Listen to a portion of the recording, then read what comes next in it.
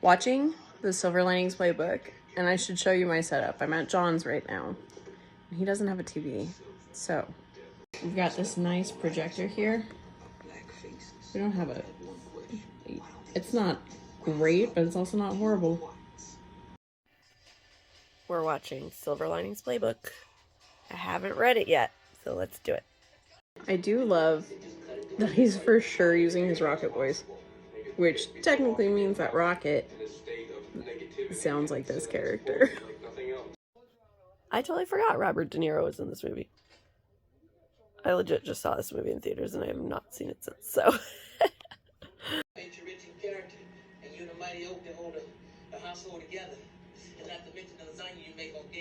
There's already something that's like,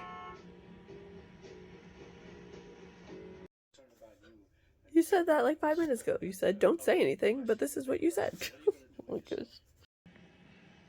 I'm gonna be interested to see if Alli thinks that these characters are staying true to how they were written. Because so far, I'm thinking that's a hell no. This is weird. I feel like that has been Brie and mine's life, just going off on books for this last 3 years. Been like, what? That's how it ended? Are you kidding me? I'm gonna also say right now that I watched the movie first. And I watched it so many times when it first came out. Like, I loved it. It was one of my favorites. And then Jennifer Lawrence won her Oscar for it, so that became even more one of my favorites. So I'm really intrigued right now. I also have already read this book once before. Maybe twice before. I enjoy the book too. But now that I'm doing it for Offscript, I'm interested to see what happens. I'm only like maybe 5 minutes into this movie and already I have just been consistently writing notes, and then another thing happens that I'm like, oh, I need to write that down. Oh, I need to write that down. Oh, I need to write that down.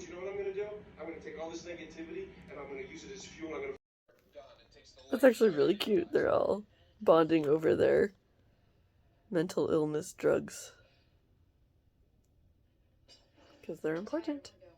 My favorite scene in this whole movie is when he gets upset about the book and throws it out the window. I've felt that about many books. I kind of wish I did that right after Cameron passed. Just like hugged a stranger I just met and just started crying and then being like, what's happening right now?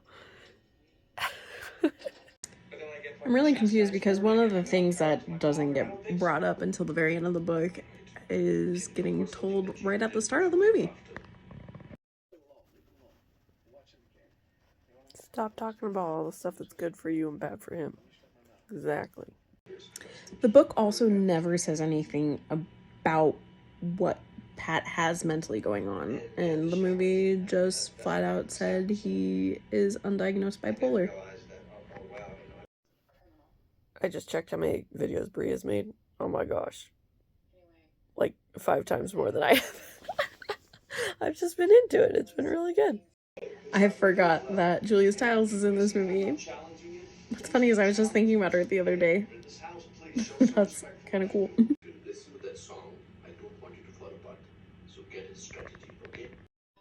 I actually think I had that radio or your iPod hooked into it. I am so upset. Why did they change the player name of the jersey that he's wearing?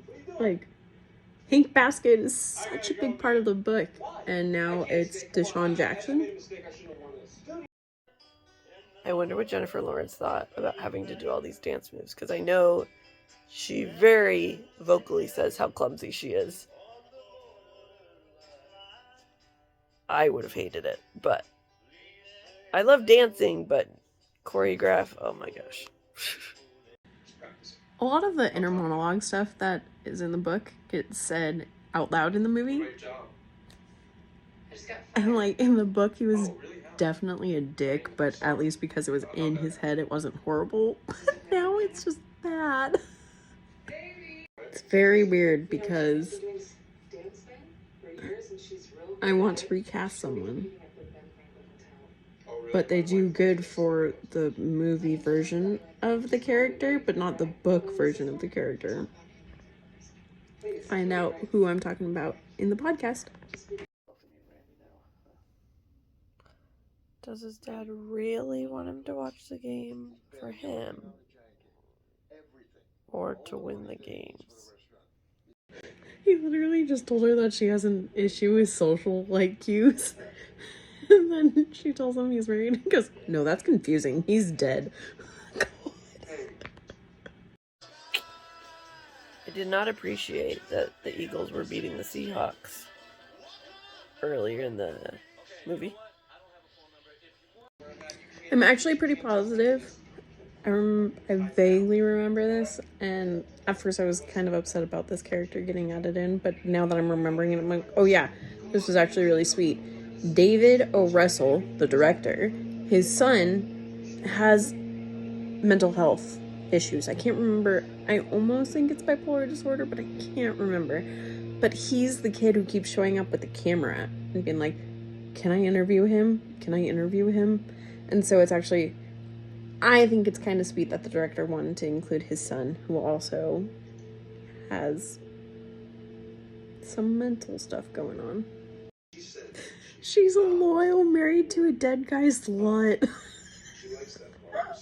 This movie is funny. Okay, but is it weird to see your therapist outside of the office and then hear him swearing and being inappropriate? That would be weird for me. Tiffany already has a dance thing. That doesn't come into play until way later in the book. But I did remember that this was a key point of the movie. That would be so sad, your dad swearing at you for his poor gambling choices. Okay, I don't like how Pat is the one telling Tiffany that he wants to be able to get Nikki a letter.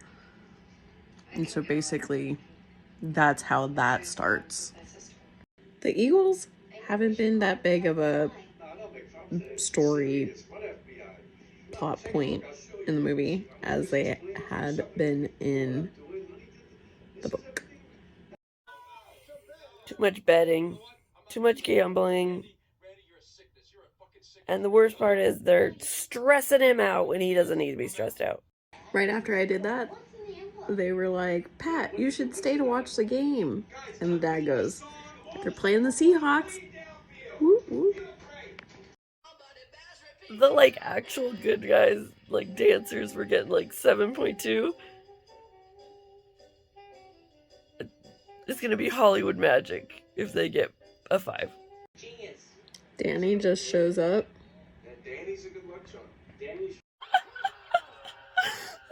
I love that the professor is like, oh, I'm so sorry. And they're like, woohoo! But Hollywood magic. First off, Pat's brother took forever to show up in the movie, whereas in the book, he's a very prominent character.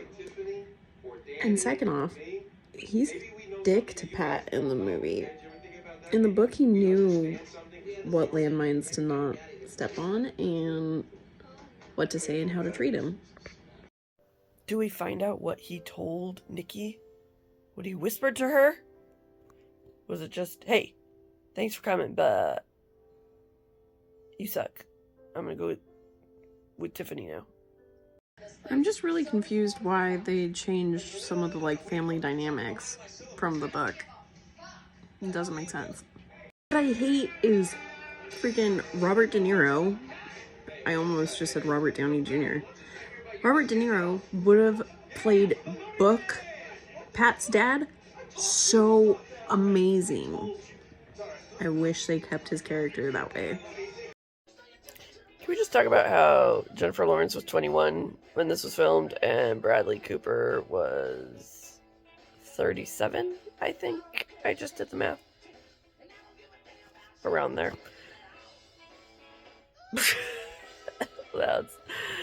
That would be weird for me.